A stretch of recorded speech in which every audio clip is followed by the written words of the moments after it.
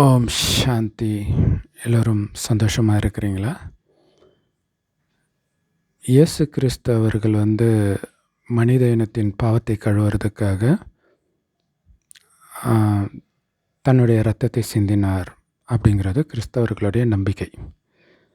ஆனால் உண்மையிலே அந்த இயேசுவோடைய அந்த ட்ராஜிக்கான ஸ்டோரி இருக்குது இல்லையா, அது குறிப்பிட்ட ஒரு நபர் பற்றிய கதை அல்ல. தேவகுமாரன், அதாவது கடவுளுடைய குழந்தை அப்படிங்கிறதும் குறிப்பிட்ட ஒரே ஒருத்தர் கிடையாது, ஒரு குழு. அந்த குழுவினருடைய கதையைத்தான் இயேசுடைய கதையாக மட்டும் இல்லை, ராமருடைய கதையாக, பாண்டவர்களுடைய கதையாக, முகமது நபியுடைய கதையாகலாம் சித்தரிக்கப்பட்டு இருக்குது. ஸோ குறிப்பாக இயேசுவுக்கு தன்னை சிலுவையில் அறைவாங்கன்னு முன்கூட்டியே தெரியும் அப்படின்னு சொல்லுவாங்க. அதே மாதிரி அவரை அவர் கூட இருக்கிறவனே காட்டி கொடுப்பான் அப்படின்னா அவருக்கு தெரியும் அப்படிங்கிற மாதிரி எழுதியிருக்கும். அடுத்தது அது மாதிரி காட்டி கொடுக்குறாங்க. அது அந்த இடம் பைபிளில் ரொம்ப அழகாக ஒரு கவிதை நயத்தோடு எழுதப்பட்டு இருக்கும், அற்புதமாக இருக்கும்.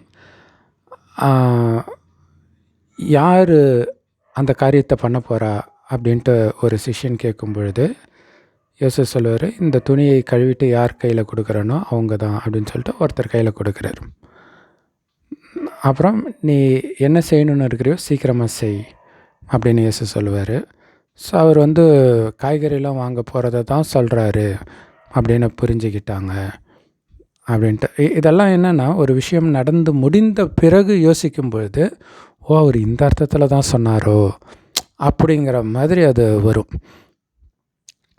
ஸோ அதுதான் யூதாஸ். அதுக்கு முன்னாடியே அவர் பேசுவார், சாப்பிட்டுட்டு இருக்கும்போது எல்லாருக்கூடையும் பேசுவார். இந்த மாதிரி உங்களில் ஒருத்தன் என்னோட சாப்பிட்றவன் குதிகாலை எனக்கு எதிராக தூக்குவான் அப்படின்னு சொல்லியிருப்பார். ஸோ அப்போ தான் அது யார் அப்படின்லாம் கேட்குறாங்க. அப்போ பேதுரு சொல்கிறான், பேதுரு சிஷ்யர்களில் ஒருத்தன், அவன் சொல்கிறான், நான் உங்களுக்காக உயிரே கொடுப்பேன் அப்படின்னு சொல்கிறார். அப்போ இயேசு சொல்கிறார், உயிரே கொடுப்பியா? ஸோ விடியறதுக்குள்ளே, சேவல் கூவுறதுக்குள்ளே என்னை 3 தடவை மறுதளிப்பேன், அவர் யாருன்னே எனக்கு தெரியாதுன்னு சொல்லுவேன் அப்படின்னு சொல்லுவார். அதெல்லாம் வாய்ப்பே கிடையாது அப்படின்ட்டு அவன் சொல்லுவான். ஸோ அந்த நேரம் தான் அவரை அரெஸ்ட் பண்ணி இட்டுட்டு போவாங்க. ஸோ அப்போ அவருக்கு பேதுருகிட்ட கேட்கும்போது எனக்கு தெரியாதுன்னு 3 தடவை சொல்லிவிடுவான். ஸோ இதில் இயேசுவுக்கு ஏற்கனவே எல்லாம் தெரியும் அப்படிங்கிற ஒரு விஷயத்தில் மட்டும்தான் கிறிஸ்தவர்கள் ஃபோக்கஸ் பண்ணுறாங்க. ஆனால் அதில் நிறைய விஷயங்கள் இருக்குது. என்ன அப்படின்னா, உங்களில் ஒருவன் தான் அவர் சொல்கிறார், இன்னார் பண்ணுவான் அப்படின்னு சொல்லலை. இது உண்மையில் இப்போ கலியுகத்தின் இறுதியில் நம்ம வாழ்க்கையில் நடக்கிற கதை அது. அதனால்தான் இயேசுவுக்காக சிலுவை சுமந்து போகும்போது பெண்கள்லாம் அழும்போது, எனக்காக அழாதீங்க, உங்களுக்காக அழுங்க. ஏன்னா இந்த கதையே உங்களுடைய கதை தான் அப்படிங்கிறது தான்.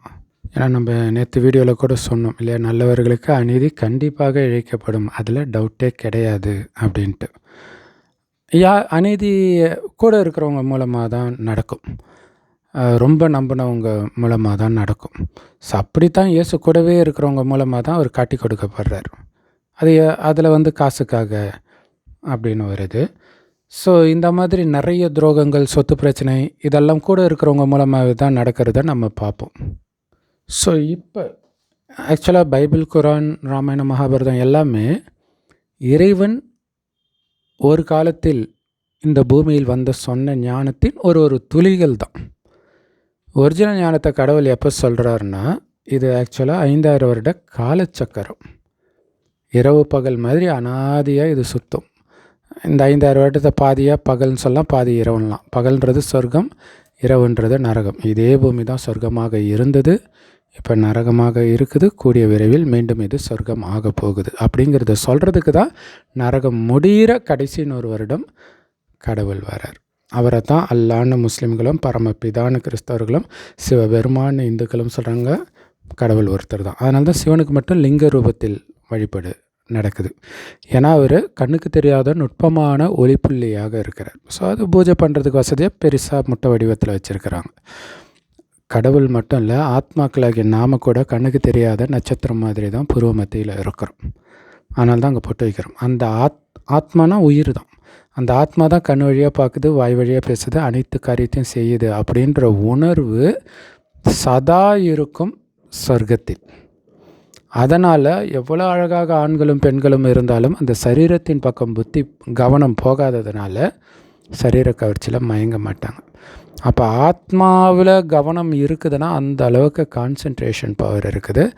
அதுதான் ஆத்மாவுடைய பலம், ஆத்மாவுடைய சக்தி, தூய்மையின் சக்தி. அது கொஞ்சம் கொஞ்சமாக அந்த தூய்மையின் சக்தி குறைய 2500 வருடம் கழித்து கொஞ்சம் வெளியில் இருக்கிற அழகில் மயங்க ஆரம்பிக்குது.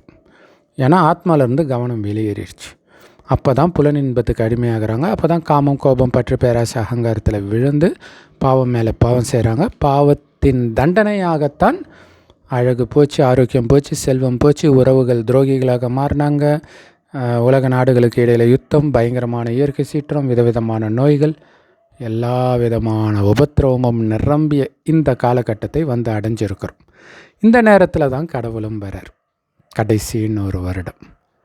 ஸோ அதனால தான் பாருங்கள், மோசஸ் கிட்ட கடவுள் வந்த பிறகு அங்கே அந்த ஃபெரோ மன்னன் இருக்கக்கூடிய தேசத்தில் அவ்வளோ உபத்திரவம் நடக்கிறதாக காட்டுறாங்க.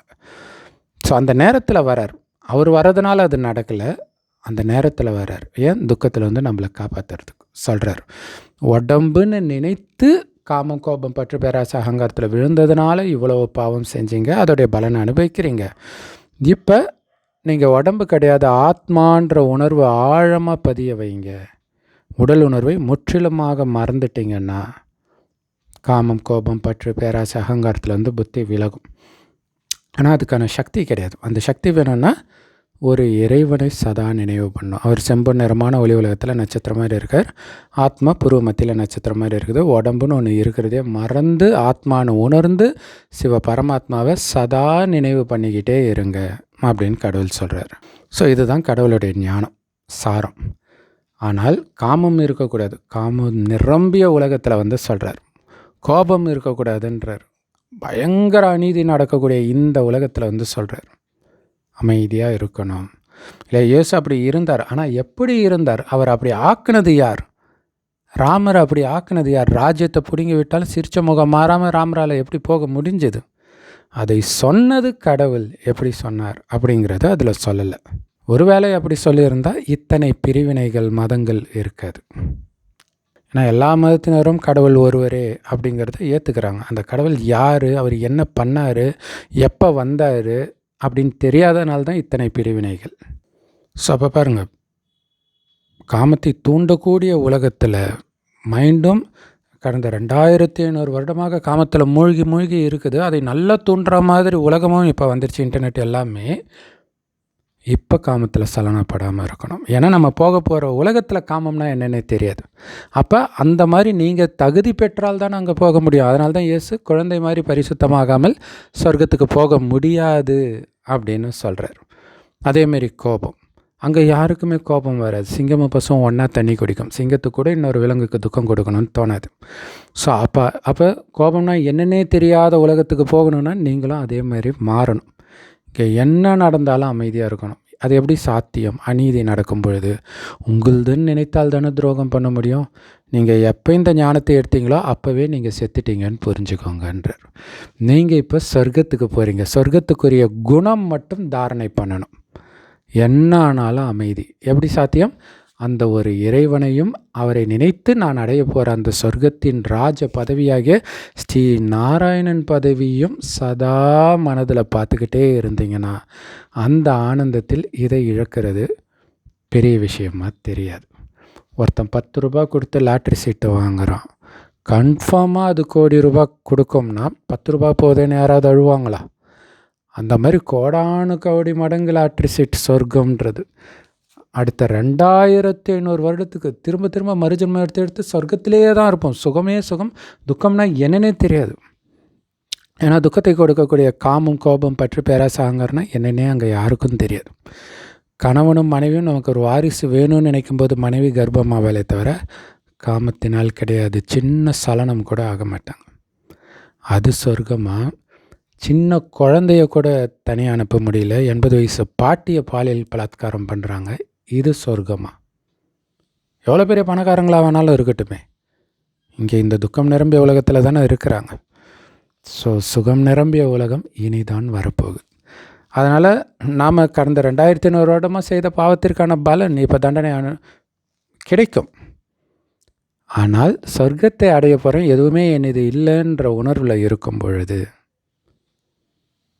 உங்களுக்கு அது ஒரு பெரிய விஷயமா தெரியாது. ஆக்சுவலாக பைபிளில் பழைய ஏற்பாடில் ஒரு இடத்துல இருக்கும், பணக்காரங்க தன்னுடைய நிலத்தில் விளையக்கூடிய பயிர் அல்லது சமைத்த உணவு இதை வீட்டு வாசலில் வச்சுடுவாங்க. அது எதுக்குன்னா விதவைகள், அனாதைகள் இவங்களாம் எடுத்து சாப்பிட்றதுக்கு அப்படின்னு இருக்கும். ஆனால் இன்றைக்கி எல்லாருமே அப்படி தான் இருக்கிறாங்க இல்லையா? அனாதைகளுக்கு சாப்பாட்டுக்கு வழியில் சாப்பிட்றாங்க. இன்றைக்கி எல்லாம் இருந்தே மனுஷன் அப்படி தான் இருக்கிறான், மற்றவங்க சொத்தை எப்படி அபகரிக்குதுன்னு.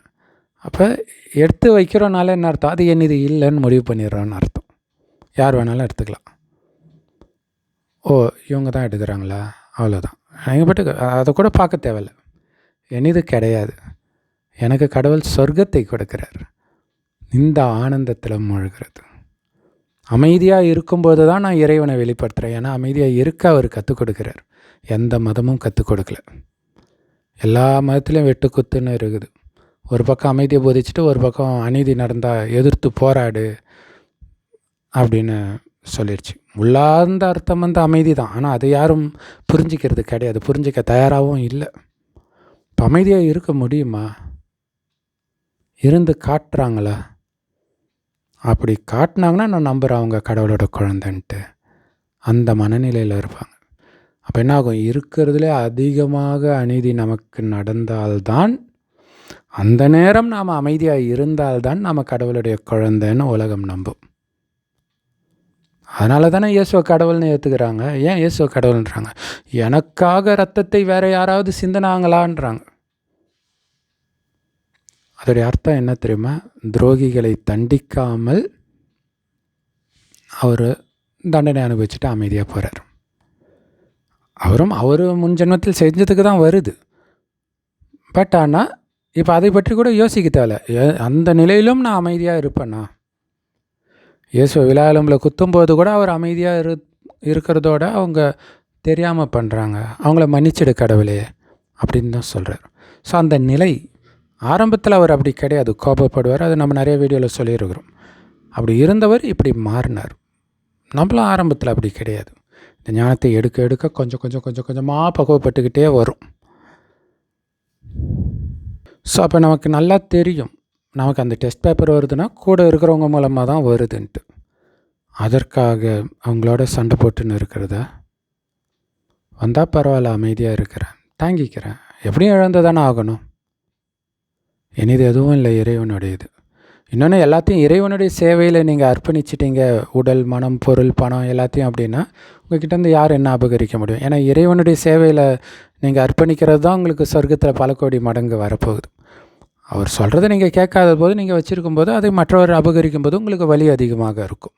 ஸோ அந்த மாதிரி ஒரு விஷயம்தான் இல்லையா? அது எல்லாமே ஒரு சிக்னல் கொடுக்கறதான், அப்படியே நடந்தது கிடையாது. எந்த மத புஸ்தகத்தில் உள்ள எந்த கதையும் நிஜத்தில் நடந்தது கிடையாது. அப்போ பார்த்தீங்கன்னா, ஒருத்தர் காட்டி கொடுக்குறாங்க காசுக்காக, காசுக்காக துக்கத்தை கொடுக்குறாங்க. சொத்து அபகரிப்புலாம் அப்படி தானே. ஆனால் அவனே ஒரு டைமில் பதறான். அது எப்போ நடக்கும்னா, உலகம் அழியும் பொழுது, அல்லது அரசாங்கமே அவங்கக்கிட்டேருந்து அபகரிக்கும் போது. ஸோ எல்லா நாட்டு அரசாங்கங்கள், கடுமையான சட்டங்கள் இதெல்லாம் போகும்போது கடைசியில் அந்த நிலைமைக்கு வந்துடும், யுத்தம்லாம் நடக்கும்போது. அப்போ ஒருத்தர்கிட்டேருந்து அபகரித்து அதை இன்னொருத்தர் அபகரிக்கிறாங்கன்னு போது அவங்களுக்கு வலி இருக்கும் பாருங்கள், பயங்கரமாக இருக்கும். ஏன்னா ஆல்ரெடி அவங்க பண்ணது பாவன்றது தெரியும், இருந்தாலும் ஏதோ ஒன்று சொல்லி அவன் ஒப்பேற்றிட்டு இருப்பான். அந்த நேரம் அதுவும் என் கையை விட்டு போகுதுன்னும் போது, ஆஹா, இதை நான் எடுக்காமல் இருந்திருக்கலாமே, பாவத்தை வேறு சேர்த்துட்டேனே அப்படின்னு துடிக்கிறது தான் யூதாஸ் கடைசியில் அந்த காசை தூக்கி போட்டு அழுவுறது. ஆனால் இங்கே அமைதியாக அனைத்தையும் இழந்தவர்களுக்கு அந்த அமைதியின் பரிசு சொர்க்கம். சொர்க்கத்தில் மிக உயர்ந்த பதவி, தங்க செங்கற்களால் கட்டப்பட்ட மாடு மாளிகையில் இருப்பாங்க. எவ்வளோ செல்வம் பாருங்கள். இங்கே அதான் பொறுத்தார் பூமி ஆழ்வார் அப்படின்ட்டு அவங்க என்ன அர்த்தத்தில் சொன்னாங்களோ, ஆனால் அதுக்கு பின்னாடி உண்மை இருக்குது. பொறுமையை இழந்தவர்கள் அனைத்தையும் இழக்கிறார்கள்.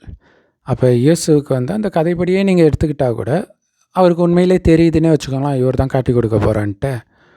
ஆனால் அந்த மாதிரி எங்கேயுமே அவங்ககிட்ட கோபப்பட்டு பேசலை இல்லையா? ஸோ அதுதான் அங்கே விஷயமே.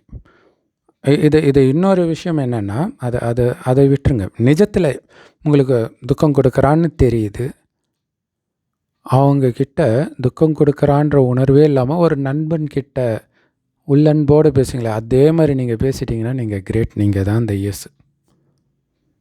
இதுதான் லட்சியம்.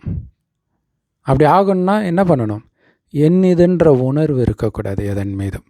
என்னதுன்னு நீங்கள் நினச்சிங்கன்னா அதை ஒருத்தர் அபகரிக்கிறான் அப்படின்ற எண்ணத்தோடு நீங்கள் பேசுனீங்கன்னா அன்பு செலுத்த முடியாது. ஸோ அப்போ எப்படி நினைக்கணும் அப்படின்னும்போது இறைவன் சொல்கிறாரு, இந்த 5000 வருடத்தில் என்ன நடக்குதோ அது திரும்ப திரும்ப நடக்கும், துல்லியமான்றார். அப்படின்னா 5000 வருஷம் முன்னாடி இதே நேரம் இதே வீடியோ நீங்கள் பார்த்துருந்தா தான் இப்போ பார்ப்பீங்க. ஒவ்வொரு 5000 வருடம் கழிச்சும் இதே நேரம் தான் இந்த வீடியோ நம்ம பார்ப்போம். ஸோ அந்தளவுக்கு துல்லியமாக இருக்குதுன்னா அப்போ எனக்கு இந்த நேரம் இந்த வீடியோ போடணுன்றது என் ஆத்மாவில் பதிவாயிருக்குது. உங்களுடைய ஆத்மாவில் இந்த நேரம் இதை பார்க்கணும் அப்படிங்கிறது பதிவாயிருக்குது.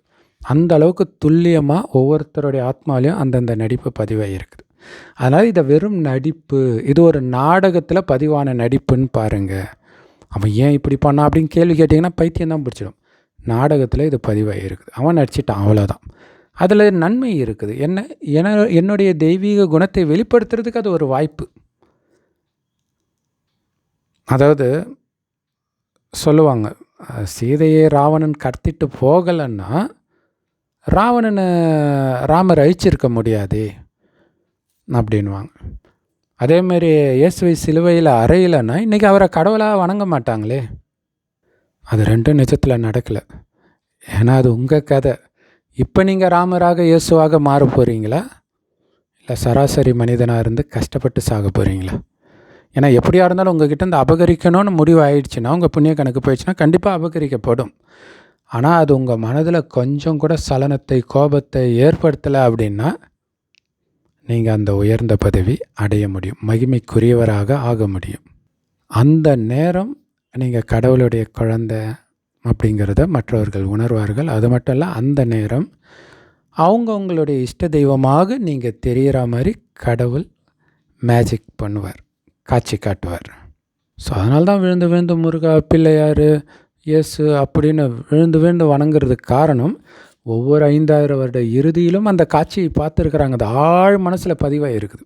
அதனால தான் என்ன தான் அதுக்கு எதிராக பேசினாலும் அதை யாரும் ஏற்றுக்க தயாராக இல்லை. அந்த இளமை திமிரில் ஏதாவது பேசினாலும் கொஞ்சம் கஷ்டம்னு வந்த உடனே டக்குன்னு இந்த பக்கம் வந்துடுவாங்க. ஏன்னா நாஸ்திகத்தை தான் ஒருத்தர் போதிக்கணும், கடவுள் நம்பிக்கை யாரும் போதிக்க தேவையில்லை, அது ஆல்ரெடி உள்ளே இருக்குது. ஸோ அதனால் கடவுள் என்ன சொல்கிறாருன்னா, சொர்க்கத்தில் எல்லோரும் ஆத்மாவை தானே பார்ப்பாங்க. இப்போவே ஆத்மாவை பாருங்கள். உடம்புன்னு பார்த்தா அந்த உடம்பு மூலமாக அவங்க என்ன பண்ணாங்கன்றது ஞாபகம் வரும். ஆத்மான்னு பார்த்திங்கன்னா அந்த ஆத்மா எப்போவுமே இருக்குது. எப்போவுமே அந்த ஆத்மா ஆரம்பத்தில் வரும்போது ரொம்ப ரொம்ப கையெடுத்து கும்பிட்ற மாதிரி தெய்வீகமாக தான் இருக்கும், யாராக இருந்தாலும் சரி. கடைசியில் கொஞ்சம் கொஞ்சமாக ஆத்ம சக்தி இழக்கும்போது தான் கெட்ட குணங்கள் வருது.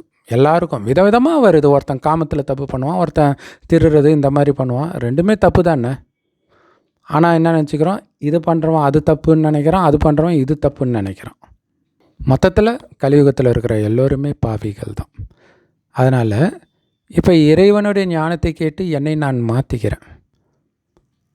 அவர்களுக்கும் இந்த ஞானம் புரியணும், அதற்கான சக்தி அவர்களுக்கு வரணும் அப்படின்ற சுபமான எண்ணம் ஆத்மானு பார்த்தால்தான் உங்களுக்கு வரும், உடம்புன்னு பார்த்தா வராது. அதாவது நீங்கள் ஆத்மான்னு பார்க்கும்போது அந்த ஆத்மா 5000 வருஷம் முன்னாடி சொர்க்கத்தில் தேவதையாக இருந்தது அப்படிங்கிறதான் ஞாபகம் வரணுமே தவிர இந்த உடம்புலேருந்து அவங்க என்ன பண்ணாங்கன்றது ஞாபகமே வரக்கூடாது. அந்த அளவுக்கு நீங்கள் பயிற்சி பண்ணிக்கிட்டே இருக்கணும். நான் ஆத்மா, ஒரு சிவ பரமாத்மாவுடைய குழந்தை, நான் பேசிகிட்டு இருக்கிறதும் இன்னொரு ஆத்மா கிட்ட. குறிப்பாக இந்து மதத்தில் விளக்கு ஏற்றுறதுக்கான காரணம் அதுதான். ஆத்ம தீபம் ஏற்றுறோம் அப்படின்னு அர்த்தம். ஆத்ம உணர்வில் இருக்கிறோம். பிறரை ஆத்மான்னு பார்க்கும்போது அங்கேயும் அந்த தீபத்தை ஏற்றுறோம். இப்படி நம்ம தீபத்தை ஏற்றியது கடவுள், அந்த தீபத்தை வைத்து பிறருடைய தீபத்தை ஏற்றுறோம். ஸோ இதையெல்லாம் அடிக்கடி மனதுக்குள்ளே சிந்தனை பண்ண உங்கள் வாழ்க்கையில் நடந்த அந்த கஷ்டத்தை ஒரு செகண்ட் மைண்டில் ஞாபகம் இருந்தாலும் டக்குன்னு இறைவன்கிட்டையும் இறைவன் கொடுத்த ஞானத்தின் பக்கமும் சிந்தனையை திருப்பணும். அதுதான் ஆத்ம பலன்றது. அது பயிற்சி பண்ண தான் வரும். அப்போ தான் கடைசியில் எதிர்பாராத பயங்கரமான துரோகம்லாம் வரும்போது கூட கொஞ்சம் கூட அதனால் பாதிக்கப்படாமல் இருப்பீங்க. மற்றவங்க ஷாக் ஆகிடுவாங்க. எப்படி இது சாத்தியம்? கடவுளுடைய குழந்தையா இல்லைன்னா இது சாத்தியமே கிடையாது அப்படின்னு சொல்லுவாங்க. அப்போ தான் நீங்கள் கடவுளை வெளிப்படுத்துகிறீங்க. ஸோ அதனால் இப்போ உங்களுக்கு துரோகம் செய்தவர்களை விட்டு பெரும்பாலும் நீங்கள் வெளில வந்துட்டு இருப்பீங்க இல்லையா? விலகி இருப்பீங்க. ஆனாலும் என்னைக்காவது ஒரு நாள் கண்டிப்பாக பார்ப்பீங்க. அந்த நேரம் உங்கள் மனதுக்குள்ளே எந்த பதற்றமும் எந்த சலனமும் இல்லாமல், சிரித்த முகம் மாறாமல், அந்த துரோகம் நடக்கிறதுக்கு முன்னாடி உங்கள் மனநிலை எப்படி இருந்துச்சு? ஆனால் அது ரொம்ப மயக்க நிலையில் இருக்கும். இது மயக்க நிலையில் விலகி அதே நேரத்தில் அன்பான நிலை, தெய்வீக நிலையில் நீங்கள் இருந்துட்டிங்கன்னா, அந்த தெய்வீக தீபம் கொஞ்சம் கூட அணையலை அல்லது அசையலைன்னா உயர்ந்த பதவி உங்களுக்கு கன்ஃபார்ம். ஸோ இதெல்லாம் நமக்கு ட்ரைனிங் கொடுக்கறதுக்கு இறைவன் வந்திருக்கிறார். தினம் தினம் அந்த ஞானத்தை சொல்லி கொடுக்குறார். அதை தான் முரளின்னு சொல்கிறோம். எல்லா பிரம்மகுமாரிகள் ராஜயோக தியான நிலையத்திலும் முற்றிலும் இலவசமாக கிடைக்கிது. யூடியூப் வெப்சைட்ஸில் இருக்குது. அதோடைய லிங்க் இந்த வீடியோக்கு டிஸ்கிரிப்ஷனில் இருக்குது. அவசியம் பார்த்து பயன்பெறுங்கள். அதாவது வாட்ஸ்அப் சேனல் லிங்க் இருக்கும். அதில் அந்த முரளி வீடியோலாம் போஸ்ட் பண்ணுவோம். அவசியம் ஜாயின் பண்ணுங்கள். ஓம் சாந்தி. தேங்க்ஸ் ஃபார் வாட்சிங்.